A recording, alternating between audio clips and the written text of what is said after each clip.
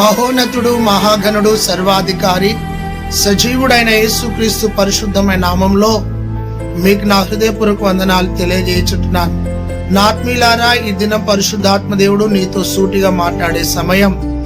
ఆయన స్వరము నీకు వినబడుతున్నప్పుడు నీ హృదయాన్ని తెరిచి పరిశుద్ధాత్మకు నిన్ను నీవు అప్పగించుకో. పరిశుద్ధాత్మ దేవుడు ఈరోజు నీను దర్శించే సమయం. దేవునికి స్తోత్రం కలుగునుగాక. దేవుని పరిశుద్ధ గ్రంథములో నుండి యోహాను సువార్త 6వ అధ్యాయము 5వ వచనం నుండి 10వ వచనం వరకు లేదా 12 వచనాల వరకు ఉన్న వృత్తాంతాన్ని మనం ధ్యానించుదాం. యేసు ప్రభు కొండ మీద 3 దినాలు ప్రసంగం చేసినాడు. నవధన్యతలను గూర్చి 3 రోజులు 5,000 సమూహానికి శక్తి కలిగిన దేవుని వాక్యాన్ని ప్రభు అందించినాడు. వాక్యం మనిషిని బ్రతికించేది, వాక్యం మనిషిని బలపరిచేది, వాక్యం మనిషిని సరిచేసేది. వాక్యం అద్దము లాంటిది, వాక్యము సుత్తె లాంటిది, వాక్యము ఖడ్గము లాంటిది. వాక్యము నీ జీవితాన్ని దేవుని వైపు ప్రభావితం చేసే శక్తి కలిగినది. వాక్యాన్ని వారు 3 రోజులుగా వింటున్నారు, నిమగ్నమై వింటున్నారు, శ్రద్ధతో వింటున్నారు. వాక్యము ద్వారా వారు ఎంతో శక్తిని పొందుకొని 3 దినాలు కొండ మీద దేవుని సన్నిధిలో గడిపినారు. ఆయన సన్నిధిలో మైమరిచి కూర్చున్నారు. 3 రోజులు దైవ సందేశం ముగించబడిన తరువాత ఆయా ప్రాంతాల నుండి, ఆయా పల్లెల నుండి వచ్చిన ప్రజలను ప్రభువు పంపించుచున్నాడు. అలాంటి సమయంలో వారు మూర్ఛిల్లు పడిపోతారేమో మార్గ మధ్యలో అని వారికి భోజనము పెట్టడానికి ప్రభు వారి పరిస్థితిని చూచి ఆలోచించినాడు. వారు 3 రోజులు దైవ సన్నిధిలో ఉన్నారు, తిరిగి వారి గృహాలకు వెళ్ళాలి. వారికి ఆహారము పెట్టుటకు యేసయ్య తన శిష్యులను అడుగుతున్నాడు. మీ దగ్గర ఏమైనా ఉందా అని అడుగుతున్నాడు. అయితే శిష్యులు చెప్తున్న మాట, అయ్యా మా దగ్గర ప్రస్తుతం ఏమీ లేదు. నీవు కూడా చాలా సార్లు ఏమీ లేదు అని బ్రతుకుతున్నావు. అన్నీ ఉన్నా లేనట్టుగా బ్రతుకుతున్నావు. నా దగ్గర ఏమీ లేదు అంటున్నారు. 12 మంది శిష్యులను చూసి అడిగినప్పుడు, అయ్యా మా దగ్గర ఏమీ లేదు ప్రస్తుతం. మేము వెళ్ళి ఊరిలోనికి వెళ్ళి 5,000 మందికి కావలసిన ఆహారాన్ని మేము కొని తీసుకొని వస్తామన్నారు.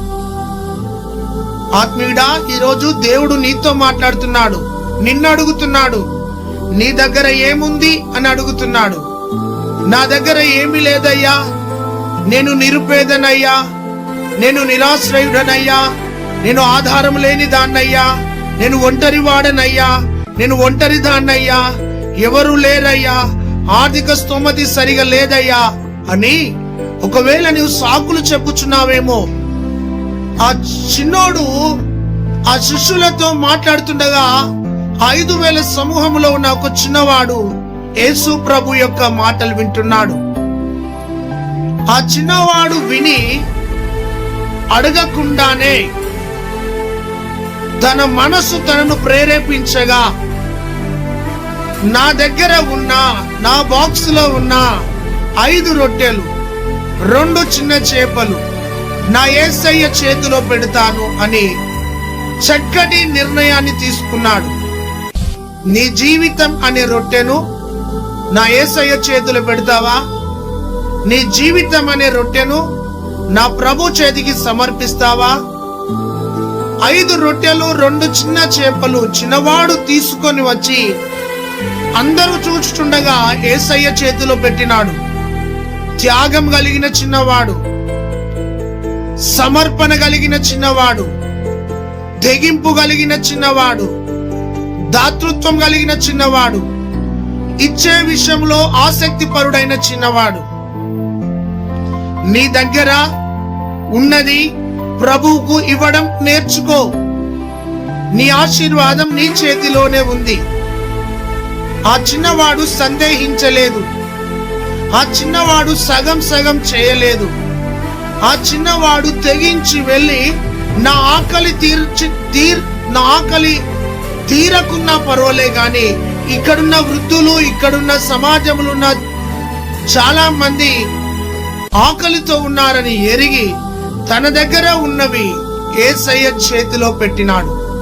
ఈ రోజున ప్రజలకు ఆశీర్వాదకరంగా నీ ఉండాలంటే నీ జీవితం అనే రొట్టెను యేసయ్య చేతిలో పెట్టు.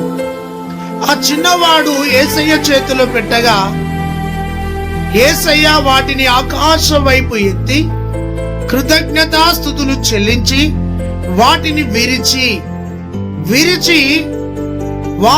వాటిని వడ్డించుమన్నాడు. ఆ రొట్టె విరవబడుటలోనే ఆశీర్వాదం ఉంది.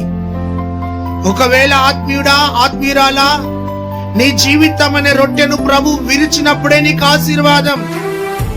నీ జీవితం అనే రొట్టెను విరిచినప్పుడే నీకు దీవెన. ఆ రొట్టె విరువబడ్డది అనేకులకు ఆశీర్వాదకరంగా మారింది. 5,000 మంది చిన్నలు, పిల్లలు, పెద్దలు సమూహం అంతా తిన్నారు.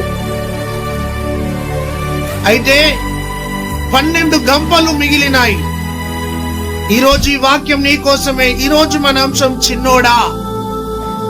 ఈ చిన్నవాడు ఎంత మంచివాడు, ఈ చిన్నవాడు ఎంత శ్రేష్టమైన ఆలోచన గలవాడు. నీ దగ్గర ఏదైనా ఉంటే నాకు, నా పిల్లలకు అన్న స్వభావాన్ని తొలగించుకో. నా ద్వారా సేవ జరగాలి, నా ద్వారా సువార్త జరగాలి, నా ద్వారా రక్షణ ప్రకటించబడాలి, నా ద్వారా క్రీస్తు ప్రకటించబడాలి. నాకున్న దానిలో నేను దేవునికి ఇస్తాను, ఇచ్చి సేవను జరిగిస్తాను. ఆత్మల భారం కలిగిన సేవకునికి నా వంతు సహకారాన్ని అందిస్తానన్న సమర్పణ హృదయం నీకుందా? ఈ 2022లో నశిస్తున్న ప్రజలకు సువార్త అందడానికి నీ వంతు సహకారం నీవు అందించు. ఆత్మీయ ఆకలి కోసం చెప్తున్నాను. ఆ చిన్నవాడిచ్చిన రొట్టెలు భౌతికమైన ఆకలి తీర్చినాయి. నీ ద్వారా ఆత్మీయ ఆకలి తీరాలి. దేవుని ఎరగని ప్రజలు, దేవుని ఎరగక చీకటిలో, పాపములో, ఊబిలో, నిరాశలో, కన్నీళ్లలో, దుఃఖములో, వ్యాధిలో, బాధతో, ఘోరమైన పరిస్థితుల్లో, బంధకాలలో ఉన్నవారు ఆత్మీయ ఆకలితో ఉన్నారు. సత్యం ఎరగక, జీవాన్ని ఎరుగక, మార్గాన్ని ఎరుగక వారు నలిగిపోతున్నారే. వారికి నీ ద్వారా సువార్త అందద్దా? సువార్త అందించబడుతుండగా నీవు కూడా ఒక పాలి భాగస్తుని వలె నీ సంఘానికి, నీ సేవకునికి వెన్నెముకగా ఉండి నా దగ్గర ఉంది, నేను దేవునికి ఇస్తాను అన్న సమర్పణ నీకుందా? ఒక తల్లి కోసం నేను విన్నాను, ప్రతి నెల 3,000 రూపాయల దశమ భాగం ఇస్తుంది. ఆ తల్లి రోడ్డు ప్రక్కకు కంకులు అమ్ముకొని బ్రతుకుతుంది.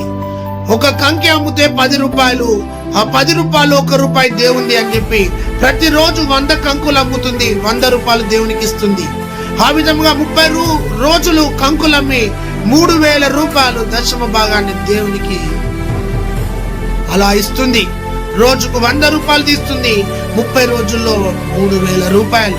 కంకులమ్మే తల్లికి అంత సమర్పణ ఉంటే, ఏసీలో ఉన్నావు, ఫ్యాన్ కింద ఉన్నావు, లగ్జరీగా ఉన్నావు, సూట్ వేసుకున్నావు, గోల్డ్ వేసుకున్నావు, బూట్ వేసుకున్నావు, ఎంతో హుందాతనంగా ఉన్నావు, ఎంతో సంపాదిస్తున్నావే. ఈ కంకులు అమ్ముకునే తల్లికున్న సమర్పణ నీకుందా? ఒక్కసారి ఆలోచించు. మా పరిచర్యలో క్యాలెండర్ ప్రింటింగ్ చేయడానికి నేను ఎవరైనా ముందుకొస్తారంటే ఇండ్లలో బాసన్లు అమ్మే ఒక తల్లి, అయ్యా క్యాలెండర్లన్నీ నేను వేపిస్తానయ్యా, నువ్వేం పని చేస్తావు అమ్మ అంటే ఆ తల్లి చెప్పిన మాట, నేను ఇండ్లలో బాసన్లు దోముకుంటానయ్యా.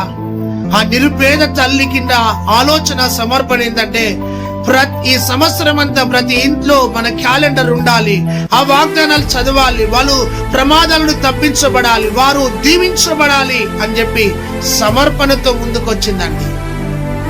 ఈ రోజున ఆలోచించు ప్రియ సహోదరి, సహోదరుడా. మరొక తల్లిని జ్ఞాపకం చేస్తున్నా. ట్రైన్లలో పల్లీలు అమ్మే తల్లి ఒక గ్లాస్ 5 రూపాయలకు అమ్ముతుంది. ఇక్కడ మందిరం కడుతున్నాము అని ఒక సేవకుడు మాట చెప్పినప్పుడు ఆ తల్లి 50,000 రూపాయలు తీసుకొచ్చి కవర్లో తీసుకొచ్చి ఇచ్చిందయ్యా.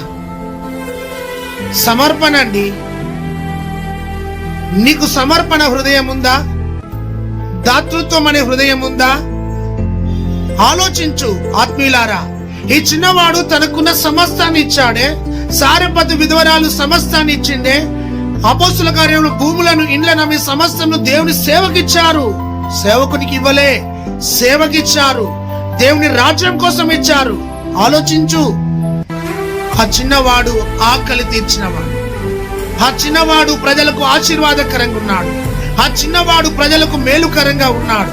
ఆ చిన్నవాడి ద్వారా సేవకులు అక్కడ సంతోషించినారు. మేము చేయని పని నువ్వు చేశావయ్యా, మాకు లేని ఆలోచన నీకు వచ్చిందయ్యా. మేము ఊర్లోనికి వెళ్ళి కొనుక్కొని రావాలనుకున్నాం గాని నీ దగ్గర ఉన్నది నువ్వు ఇచ్చావయ్యా. 12 గంపలు మిగిలినాయి.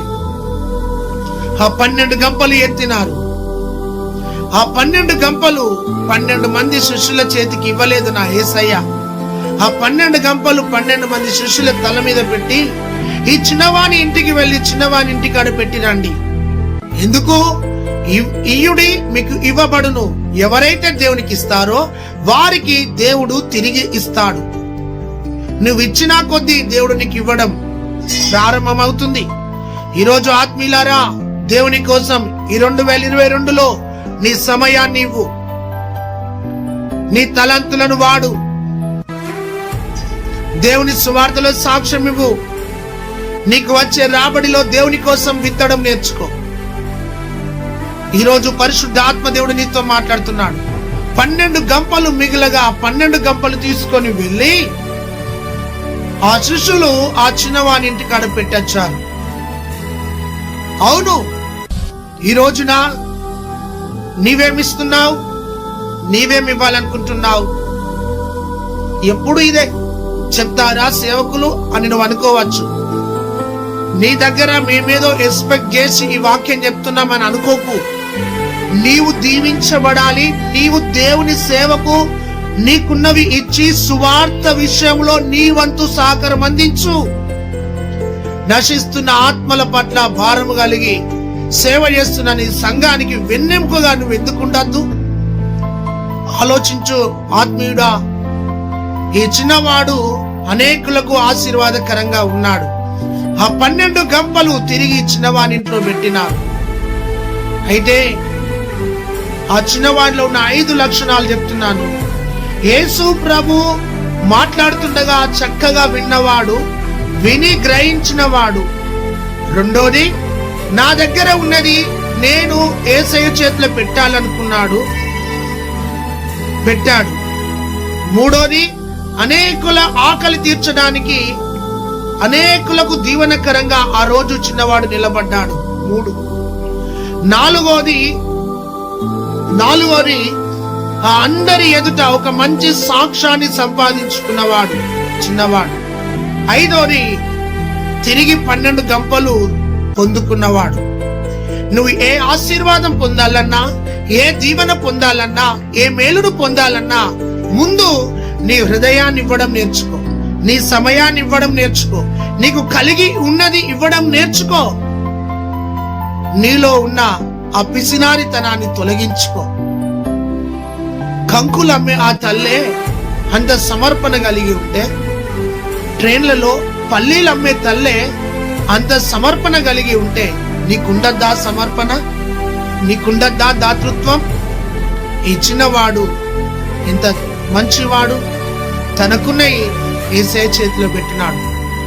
ఈ రోజున ఉన్న పాటన, ప్రభువా నేను కూడా ఈ చిన్నవాని వలె ఒక దీవెనకరమైన వ్యక్తిగా నా సంఘములో ఉంటా, సమాజములో ఉంటా, నా బంధువులలో నేను దీవెనకరంగా ఉంటాను. నన్ను కనికరించు ప్రభువా అని నిన్ను నీవు నీ జీవితం అనే రొట్టెను యేసయ్య చేతిలో పెట్టు. నీ జీవితాన్ని ఈరోజు యేసయ్య చేతిలో పెట్టు. యేసయ్యా నన్ను విరువయ్యా, యేసయ్యా నన్ను ఆశీర్వదించయ్యా, యేసయ్యా నన్ను వాడుకో అయ్యా, యేసయ్యా నన్ను ఉపయోగించుకో అయ్యా, యేసయ్యా నీ కోసం నేనున్నానయ్యా అని నీ హృదయాన్ని తెరిచి ఉన్న పాటున నిన్ను నీవు పరిశుద్ధాత్మకు సమర్పించుకో. దేవుడు నిన్ను విరిచి ఆశీర్వదించబోతున్నాడు. ఈ 2022లో అధికమైన ఆశీర్వాదం, రెండింతల ఆశీర్వాదం, ఊహించని ఆశీర్వాదాన్ని ప్రభు నీకు ఇవ్వబోతున్నాడు. నీ సరిహద్దుల్లో ఆశీర్వాదం, నీ కుటుంబంలో ఆశీర్వాదం ప్రభు ఇవ్వబోతున్నాడు. ధైర్యం తెచ్చుకో. దేవుడు ఈ మాటలను దీవించును గాక. ఆమేన్. పరిశుద్ధుడా, ఈ వాక్యాన్ని నీరుకట్టి ఫలింపచేయండి. ఆ చిన్నవాడు 5 రొట్టెలు 2 చేపలు ఇచ్చినట్టుగా మా జీవితాన్నే మీ చేతిలో పెట్టి మేము అనేకులకు ఆశీర్వాదకరముగా ఉండటకు కృప చూపమని, ఈ వాక్యాన్ని నీరుకట్టి ఫలింపచేయమని, విన్న ప్రతి వారిని ఆశీర్వదించి ఆత్మతో అభిషేకించమని యేసు నామములో ప్రార్థిస్తున్నాం తండ్రి. Amen, amen, amen. Praise the lord.